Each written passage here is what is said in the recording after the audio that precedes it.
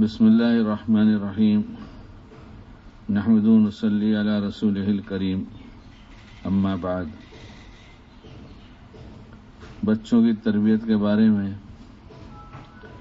کچھ باتیں پہلے بھی کہی گئی ہیں اور آج بھی جی چاہتا ہے اس میں ہی سے کچھ باتیں عرض کروں۔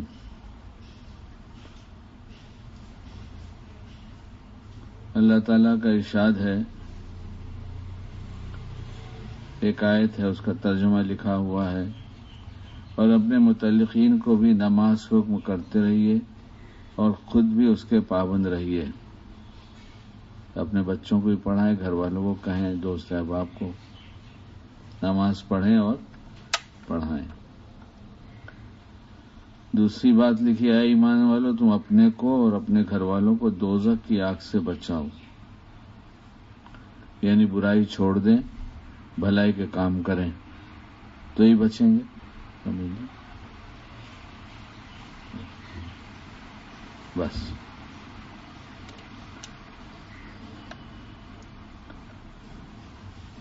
آپ کے پروردگار کی قسم، ہم ان سب سے ان کے اعمال کی ضرور باز پرس کریں گے۔ چنانچہ احادیث میں بھی ہے، مرد اپنے گھر کا رکھوالا ہے اور اس سے اس کی رعیت کے بارے میں باز پرس ہوگی۔ کسی باپ نے اپنے بیٹے کو اچھے ادب سے بہتر عطیہ و ہدیہ نہیں دیا۔ اس کو گیرا کرو، سب اس میں ریکارڈ میں آتا ہے، سب آواز گونجتی ہے، لوگ بولتے ہیں بیان صاحب آ نہیں رہا ہے۔ اپنی اور اولاد اور گھر والوں کو اپنی اولاد اور گھر والوں کو خیر سکھلاؤ اور با ادب بناؤ۔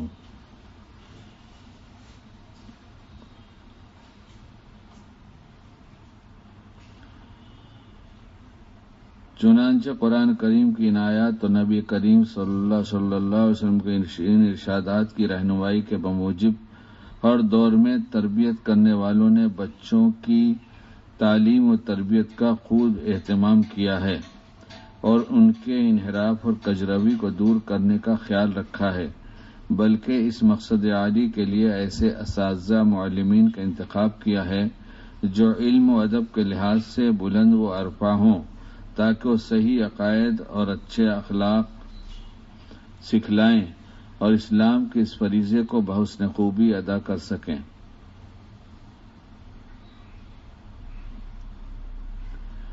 ایمانی تربیت سے مقصود یہ ہے، ایک تربیت کا ایک باب انہوں نے قائم کیا، ایمانی تربیت کی ذمہ داری۔ اس کے تحت لکھتے ہیں، ایمانی تربیت سے مقصود یہ ہے کہ جب سے بچے میں شعور سمجھ پیدا ہو، اسی وقت سے اس کو ایمان کی بنیادی باتیں اور اصول سمجھانے چاہیے اور اسے ارکان اسلام کا عادی بنایا جائے، اور جب تھوڑا اور بڑا ہو جائے تو اسے شریعت مطہرہ کی بنیادی اصولوں کی تعلیم دی جائے۔ اس سلسلے میں رسول اللہ صلی اللہ علیہ وسلم کے اہم ارشادات اور وصایا ذیل میں پیش کیے جاتے ہیں۔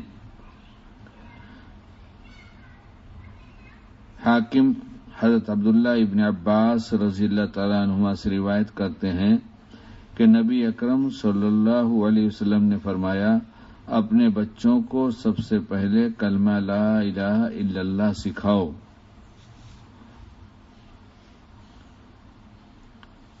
اس کا راز یہ ہے کہ بچے کے کان میں سب سے پہلے کلمہ توحید پڑے، جو شعائر اسلام ہے، جیسا کہ نومولود بچے کے داہنے کان میں اذان اور بائیں کان میں اقامت کہنا مستحب ہے۔ ابن جریر اور ابن منظر ہے پتہ نہیں،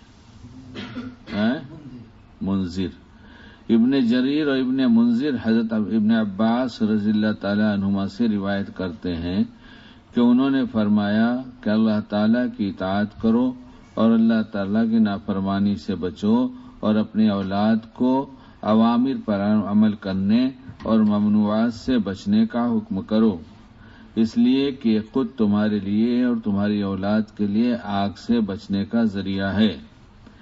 اس میں راز یہ ہے کہ بچہ جب آنکھ کھولے تو احکام الہیہ پر عمل کرنے والا ہو، اور جب بچپن ہی سے شریعت کے احکام سے اس کا ربط ہوگا تو اسلام کے علاوہ کسی اور دین اور مذہب کی شریعت نہ سمجھے گا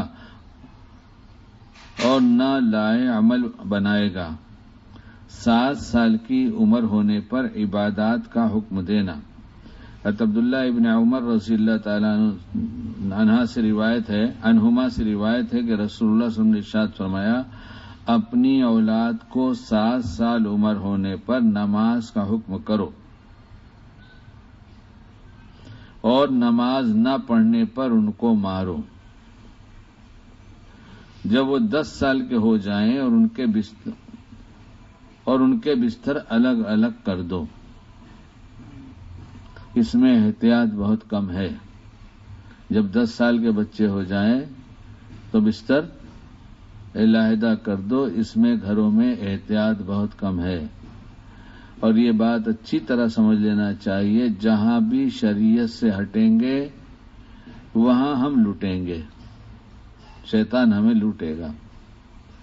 سگے بھائی بہن بھی ہوں تو 10 سال کی عمر ہو گئی تو ان کے بستر علیحدہ ہونا چاہیے، ساتھ میں نہیں ہونا چاہیے۔ اب کوئی بیوقوف کہے کہ میرے بچے ایسے نہیں، بھائی تیرے بچے کیا ہوتے ہیں؟ جس اللہ نے بنایا اس نے بتایا ہے۔ تیری عقل اور تیرے بچے کیا چیز ہے؟ جس اللہ نے پیدا کیا، جس نے مزاج بنایا، جس نے طبیعت بنایا، اس نے سب بتا دیا ہے۔ بڑی بے احتیاطی اس میں ہوتی ہے، دیندار گھرانوں میں بھی ہو رہی ہے۔ نتائج ہمیشہ برے نکلیں گے شریعت سے ہٹنے کے، کبھی خیر وجود میں نہیں آئے گی۔ اس لیے اپنے بچوں کو دور دور سلاؤ، اس کے بستر علیحدہ کرو، نماز کے لیے کہو، نماز میں جماعت کا عادی بناؤ۔ بچے ہیں، لڑکے ہیں تو انہیں مسجد میں جماعت کا عادی بناؤ۔ کس عمر میں لے جانا چاہیے یہ مفتی لوگ سے پوچھو کہ کس عمر سے بچوں کو مسجد میں لے جانا چاہیے، ورنہ تو گھر میں وہ روٹی بنا رہی ہیں، کھانا بنا رہی ہیں، اتنا چھوٹا بچہ دیکھو اچھل کود لگایا ہے، مجھے حیران کرتا ہے میں تمہارا کھانا کیسا بناؤں گی؟ ظہر کی نماز کے لیے جا رہے، اس کو ساتھ لے کے چلا جاؤ۔ جو گھر میں کھانا نہ بنانے دیتا ہو مسجد میں نماز تو پڑھنے دے گا ہی نا۔ کوئی چلا جائے گا تو سمجھ آ جائے گی کہ بچہ نا مسجد میں آ گیا ہے، اور شوہر لے کے جاتا ہے، اس کا باپ لے کے بھی جاتے ہیں، اور کوئی ڈانٹ تو سکتا نہیں، کوئی ٹوک نہیں سکتا، بھائی اے بیٹا اچھل مت، نہیں مانتا۔ کوئی بولے گا اے بیٹھ، اب وہ باپ گھورے گا۔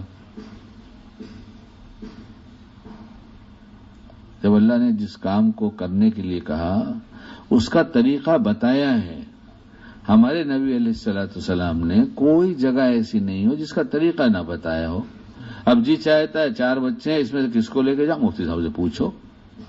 اور میں تو اسے تبلیغی مانتا ہی نہیں جو پوچھتے نہیں، اسے تبلیغی مانتے ہیں۔ اس کا ٹائم پاس کرنے کا، بیان کا، مسافے کا، طرح طرح کے کھانے کا، یا گھر سے میں بیوی سے روز جھگڑا ہوتا ہے تو کسی سے 3 دن تو بچے رہیں گے، 40 دن تو بچے رہیں گے، یہ وہ جاننے کیوں جاتا ہے؟ میں اس کا فتویٰ نہیں دیتا، یہ تو وہ جانے، اپنے دل سے سوال کرے کیوں جاتا ہے۔ تبلیغ تو نام ہے، دین پر عملی مشق کرنے کے لیے نکلتے ہیں، سیکھنا ہے، سکھانا ہے، عملی مشق کرنا ہے، اور اللہ کے راستے میں نکل کر جو کر کے آئے ہیں اس کو اپنے گھر پر باقی بھی 27 دن ویسے ہی برتنا ہے۔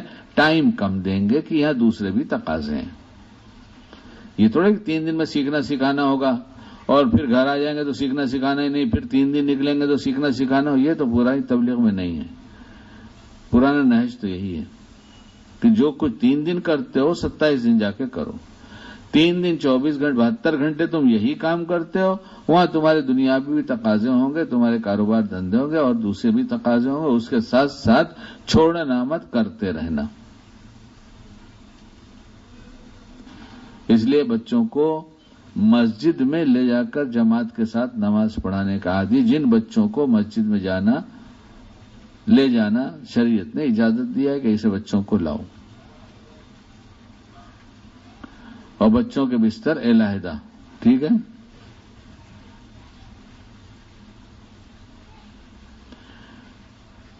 روزے کو بھی اسی پر قیاس کرنا چاہیے، لہذا جب بچہ روزہ رکھنے کے قابل ہو جائے تو روزے کی عادت ڈالنے کے لیے روزہ بھی رکھوانا چاہیے۔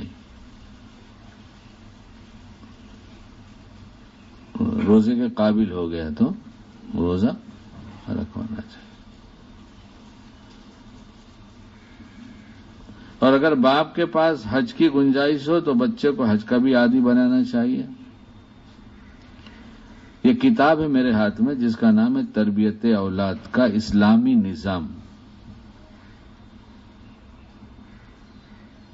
یہ 2 موٹی موٹی جلدوں کی تلخیص ہے یہ کتاب، چھوٹی جو اس شکل میں میرے ہاتھ میں ہے، یہ بھی جو چھوٹی کی گئی ہے تو یہ تقریباً 590 کے آس پاس، یعنی 600 صفحات کی کتاب ہو گئی، اور وہ تو 2 موٹی موٹی کتابیں ہیں، اس سے بھی موٹی، اتنی موٹی ہوگی، اتنی موٹی تو ہوگی۔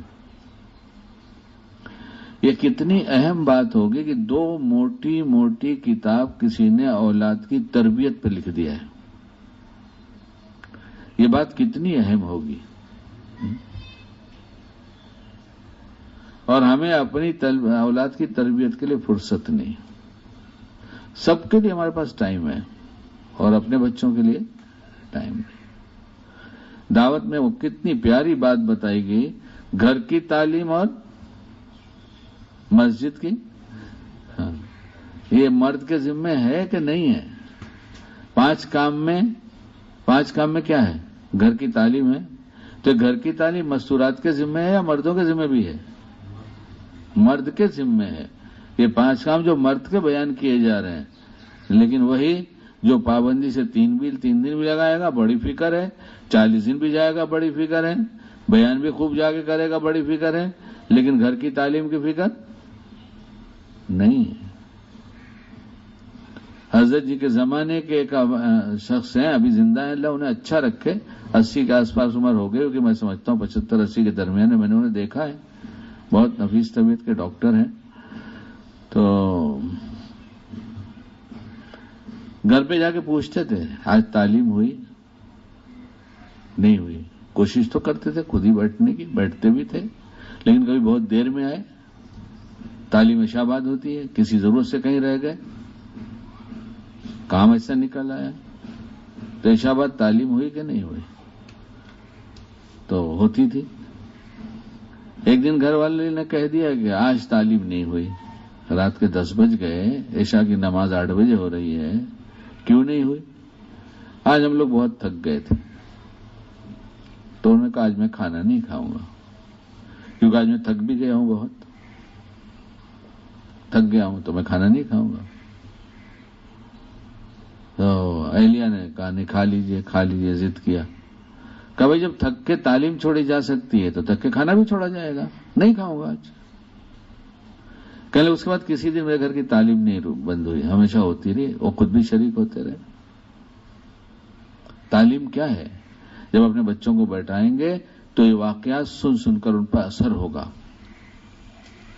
اور پھر دین پر چلنے کی رغبت پیدا ہوگی، طلب پیدا ہوگی، اور جو کارنامے سنیں گے بڑوں کے اندر وہ مزاج بنے گا، ہمیں ایسا بننا ہے، ہمیں ایسا بننا ہے، ہمیں ایسا بننا ہے۔ مثلا اگر کتاب میں پڑھ لیا یہ واقعہ کہ بوڑھی عورت کہہ رہی ہے بیٹی سے کہ دودھ میں پانی ملا دے، رات کو کہہ رہی ہے اور امیر المومنین پہرے پر ہیں، آپ واقعہ جانتے ہیں۔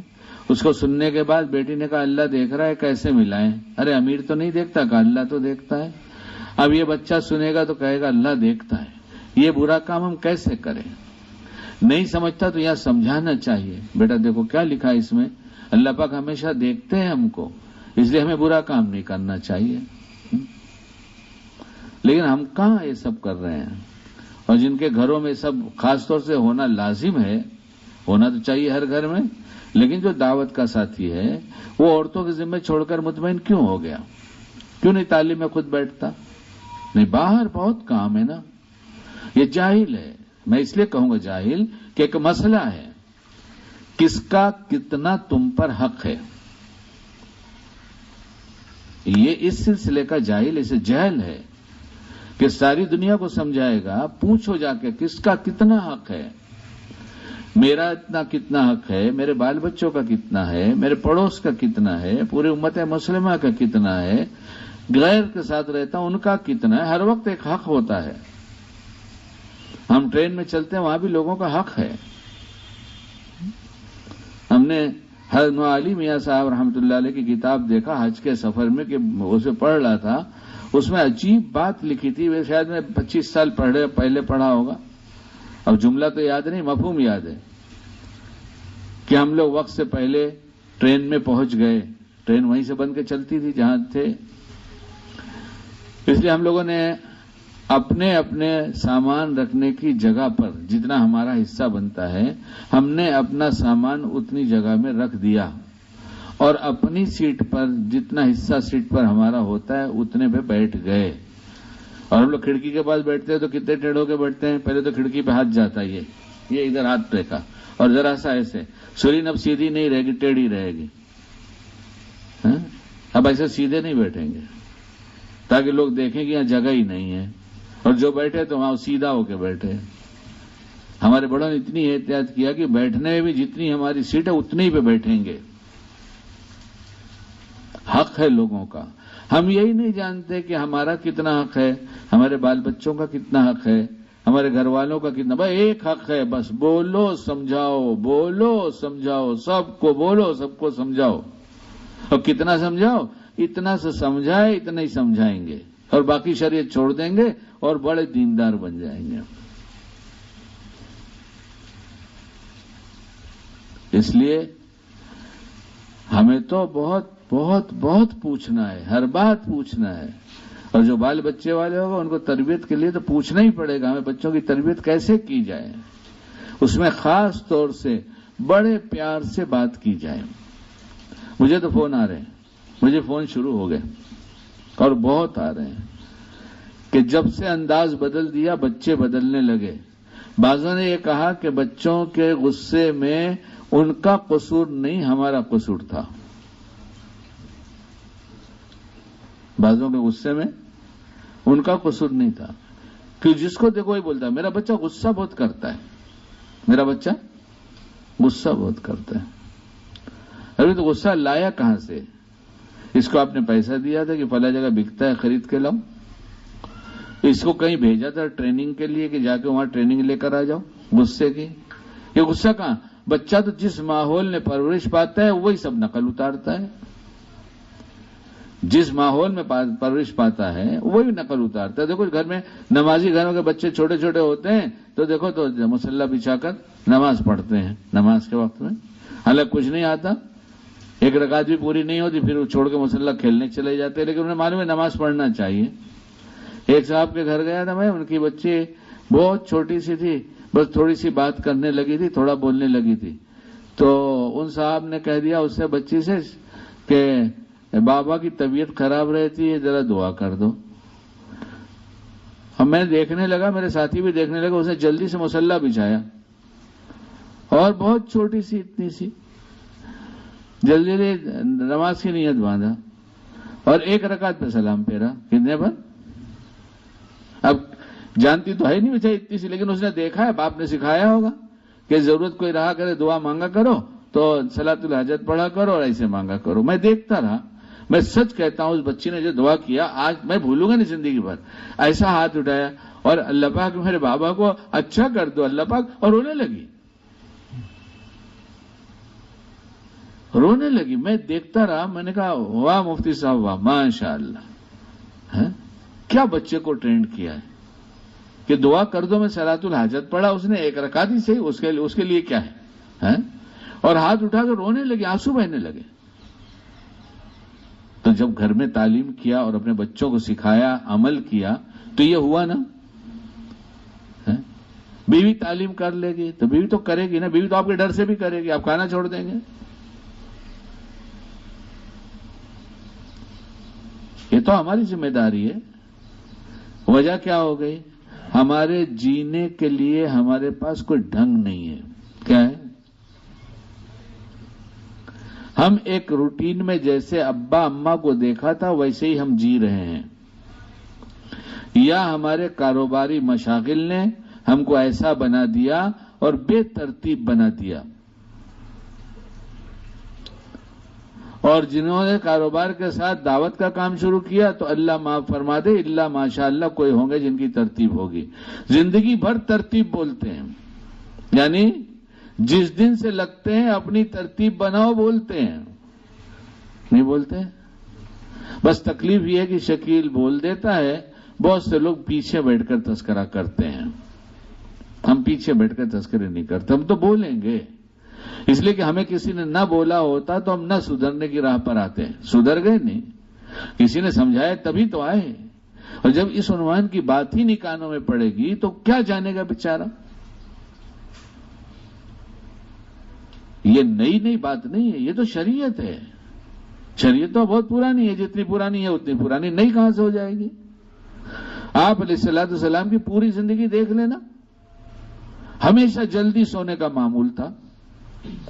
ہم خود اتنے عادی ہو گئے ہیں کہ ہم اپنے کو بدل ہی نہیں سکتے. سمجھتے ہیں کیا ہے، بدل نہیں سکتے. ہمارا نفس اندر سے کہتا ہے نہیں کر سکتے، نہیں ہو سکتا، کیسے ہو سکتا ہے، کیوں کر ہو سکتا ہے. ایک تقریر کرتا ہے، جیسے بیماروں کو تقریر کرتا ہے، تم بہت بیمار ہو، تم تو بہت بیمار ہو، آج تو تم اٹھ نہیں سکتے. یہ جہاں 3 دفعہ کہے گا بستر پہ ہی سوئے گا، یہ بستر پہ ہی سوئے گا. زندگی برباد کر لیا ہے لوگوں نے خالی یہ سوچ کر کہ میں بیمار ہوں. میرا روز نفس سے جھگڑا رہتا ہے، میرا بیمار تو اسپتال میں ہے، آئی سی یو میں ہے، تو کہاں بیمار ہے؟ بیمار ہو تو دوا جاتا. تھوڑی سی طبیعت خراب ہے، اٹھ جا، چل، کام کر سکتا ہے. یہ جسم ہے، اس کو جتنا سلاؤ گے اتنا نکما ہوتا چلا جائے گا. اپنے آپ کو تیار کرو، نہیں اتنے بجے تجھے اٹھنا ہے، اتنے بجے جانا ہے، اتنے بجے کرنا ہے. میری ترتیب پہ جو آئے گا ملیں گے، میری ترتیب پہ نہیں آئے گا نہیں ملیں گے. کبھی بھی ملنے آئیں گے. ہم آئے تھے، ہم نے سوچا آپ سے ملنے. میں کیوں آئے تھے؟ میرے پاس میں نہیں ملتا. السلام علیکم، جائیے آپ. دن بھر یہی سلسلہ رہا کہ وہ ہم آئے ملنے کے لیے، تو کام کب کیوں ہوگا. میں جا رہا تھا تو آپ کی یاد آئی، میں نے چلے جائیے، یاد کے ساتھ چلے جائیے، ملاقات بعد میں کیجیے گا، فون کیجیے، ٹائم لیجیے، میرا ایک وقت ہے. میں جمعہ کے دن ملتا ہوں، اتوار کے دن ملتا ہوں. 11 سے 12 فون لیتا ہوں، طبیعت اچھی رہتی ہے. جمعہ کے دن فون نہیں لیتا، اتوار کے دن فون نہیں لیتا. کبھی بھی آتا ہے. رات کو 2:00 پر ایس ایم ایس آیا. آپ کے بیان سے زندگی بدل گئی، بہت اچھا لگتا ہے. میرے ابا کے لیے، میری اماں کے لیے، میری پھوپھی کے لیے، میرے چچا لوگ کے لیے دعا کیجیے گا، پوری امت کے لیے دعا کیجیے. رات کو 2 بجے ایس ایم ایس بھیجا جاتا ہے. پچھلے ہفتے 3:19 پر ایس ایم ایس آیا.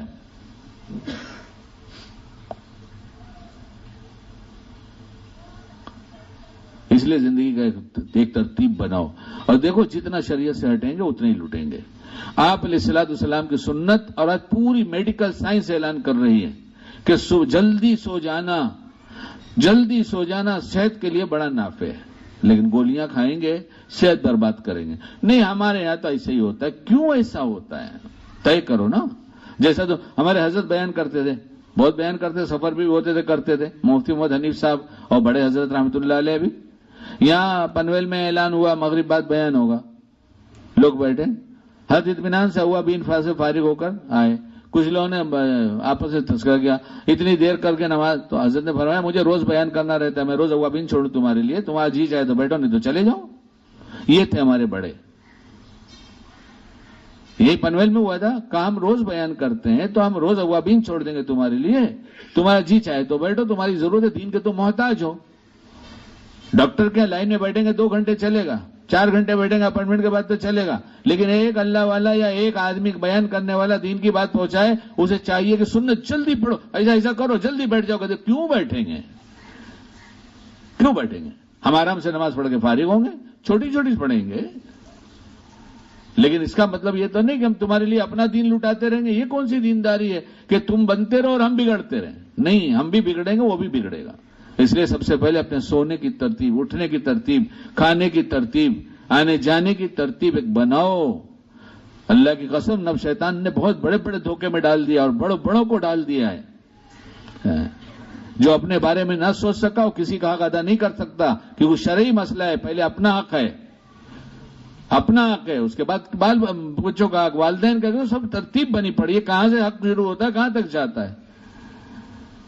اس لیے ہم نے بچوں کے بارے میں بتایا آپ سے کہ نماز کے بارے میں 10 سال کے ہو جائیں 7 سال کے ہو جائیں تو نماز پڑھنے کو کون نہ ہو تمہارے 10 سال میں خاص طور سے مسجد میں جماعت کے ساتھ نماز پڑھنے کو لے کے جاؤ. بچوں کو فجر کی نماز فجر کے وقت چھوڑنے کا عادی بناؤ گے, اللہ کی قسم زندگی بھر رو گے. یہ بچے نئی نمازی بن سکتے. میں گھنٹوں واقعات سنا سکتا ہوں ایسے لوگوں کا جو بدل نہیں پا رہے اپنے آپ کو. کیوں ایک روٹین ایسی بنی برسوں کی کہ نہیں چھوڑ سکتے. وہ عادت, وہ کہتے ہیں باتیں ہوتی ہیں, وہ کہتے ہیں ہمیں عادت نہیں پڑی شکیل بھائی, ہمیں تو لت لگ گئی ہے. 7 سال کے بعد 10 سال کے بچوں جب بستر علیحدہ کر دو, یہ کون کہہ رہا ہے؟ یہ اللہ کے نبی کا فرمان, اللہ کا فرمان نہیں. ہمیں تو جتنا اچھا لگے گا ہم لیں گے اور جتنا اچھا نہیں لگے گا ہم چھوڑ دیں گے. آپ جانیے آپ کا کام. تو پھر جو نقصان ہو رہا ہے سب سہ لو. ظاہر بھی لوٹ رہا ہے, باطن بھی لوٹ رہا ہے, صحت بھی خراب ہو رہی ہے, معاشرہ بھی لوٹ رہا ہے. حقوق کی ادائیگی نہ کرنا توڑ بننے کے سوا جوڑ کبھی نہیں ہوگا, یہ سمجھ لینا چاہیے. اور ہر وقت کسی نہ کسی کا حق ہم پر عائد ہوتا ہے. اللہ ہمیں سمجھنے کی, عمل کرنے کی توفیق عطا فرمائے. سبحان اللہ و بحمدہ, سبحانک اللہم و بحمدک.